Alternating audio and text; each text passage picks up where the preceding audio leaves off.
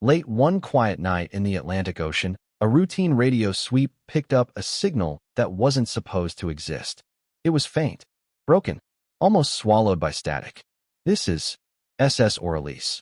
We are drifting. Crew missing. Please respond." The operator froze. Ships don't report their entire crew missing while still transmitting. The SS Auralis was a cargo vessel scheduled to arrive at port in less than 48 hours. According to maritime records, the ship was modern, well-maintained, and commanded by a captain with over 20 years of experience. The weather reports showed calm seas. No storms, no warnings. And yet, after that single transmission, the signal vanished. Repeated calls were made. No response. Satellites still showed the ship moving slowly, alive, but silent. 2 days later, a patrol vessel was sent to investigate the last known coordinates. As dawn broke, they saw it on the horizon.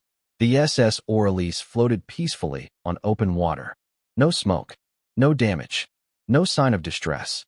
But something was deeply wrong. Because when the rescue team prepared to board the ship, one question haunted them. If the ship was fine, where did everyone go? The rescue team stepped onto the deck of the SS Auralis with caution. The first thing they noticed was the engine sound. It was still running. That alone made no sense. Cargo ships don't sail themselves. As they moved forward, everything looked disturbingly normal. The deck was clean. No signs of fire. No damage from waves or collision. The lifeboats were still tightly secured in their places, untouched. Inside the ship, the mystery deepened. In the dining area, plates of food sat half-eaten. In the cabins, clothes were folded neatly on beds. In the navigation room, the captain's chair was pushed back, as if someone had stood up in a hurry. But there were no people. Not a single body. Not a single drop of blood. Personal items were scattered everywhere. Watches, shoes, family photographs. It looked as though the crew had vanished in the middle of their daily routine. Then one officer found the captain's logbook. It lay open on the desk, pages fluttering in the cold air. The final entry read, "Something is wrong. The silence feels alive. The crew is nervous. I can't explain why." There were no further notes. As the rescue team stood in silence, one of them whispered a question no one wanted to answer. How does an entire crew disappear without leaving a trace? As the investigation moved deeper into the SS Auralis, the atmosphere began to change. The air inside the ship felt unnaturally cold, despite the warm sunlight outside. Crew members from the rescue team exchanged nervous glances, their footsteps echoing through empty corridors. Then they noticed the clocks. Every clock on the ship, engine room, cabins, control deck, was frozen at exactly the same time, 12:17 a.m. No power failure could explain that. In the radio room, the equipment was badly damaged. But it wasn't burned or flooded.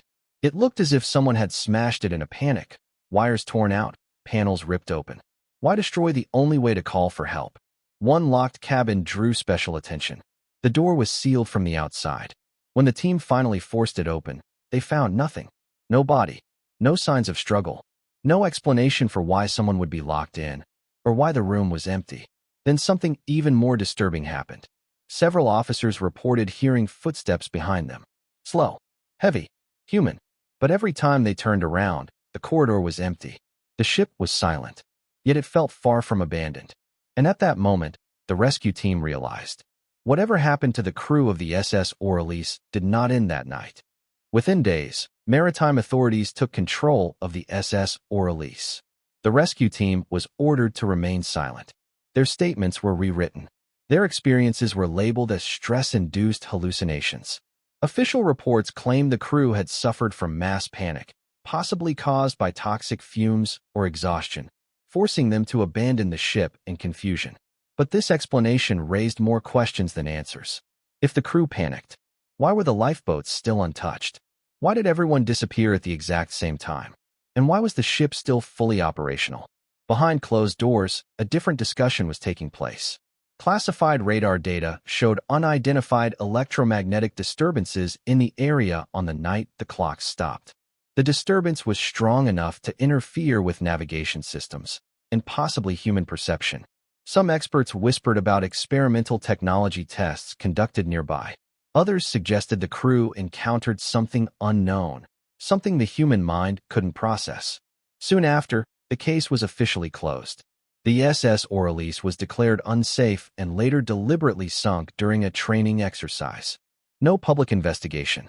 No memorial for the crew. No final answers. Just silence.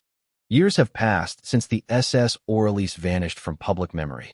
But the ocean hasn't forgotten. Sailors who travel near the last known coordinates still report strange incidents. Compasses begin to spin without reason. Radios crackle with heavy static. And sometimes, late at night, old emergency frequencies come alive. A voice. Familiar. Broken. This is SS Auralis. We are drifting. The same words. The same tone. Maritime authorities deny everything. Officially, the ship never sent another signal. Officially, the mystery is closed. Yet leaked documents suggest that the electromagnetic disturbance in the area never disappeared. It comes and goes, as if something is still there, waiting. If the crew abandoned the ship, why didn't they take the lifeboats? If they were taken by force, why was there no struggle? And if the ship was never truly empty, then what was walking those corridors when the rescue team heard footsteps? Some mysteries are not meant to be solved. They are meant to be remembered. Because in the deep silence of the ocean, some ships never stop calling for help. If you enjoy real unsolved mysteries and dark ocean secrets, subscribe to the channel and turn on notifications. Because not every story ends with answers. Some only leave echoes.